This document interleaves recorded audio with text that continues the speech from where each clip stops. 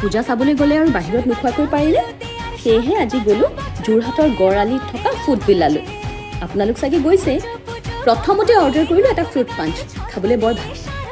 আৰু এনেকৈ খাই খাই ধুনীয়া যোৰহাটখনৰ পূজা চাবলৈ যোৱা মানুহবোৰ চাই আছিল আৰু এইটো চিকেন এইটো যে গ'লে অৰ্ডাৰ কৰিবই ইমান টেষ্টি নহয়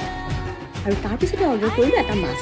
আপোনালোকে চাগে ভাবিছে এইজনী নাও পেটীয়া নেকি ইমান সোপা খাইছে আচলতে আমি 9 জন গৈছিলোঁ আৰু তাৰপিছত আহিলে এইটো লাজানিয়া আৰু এইটো গ্ৰিল চিকেন আমি আটাইকেইজনে নিজৰ ফেভৰিট এটা এটা খোৱা অৰ্ডাৰ কৰিছিলোঁ আৰু সকলোখিনি এচামুচকৈ খাই মই আপোনালোকক লোভ লগাইছোঁ এয়া খাইছোঁ 5টা আৰু এয়া দেখিছেনে চিজ লোৱা ধোৱা দেখি লোভ লাগিছে নাই বাৰু এইটো কিন্তু ভালেই খাবলৈ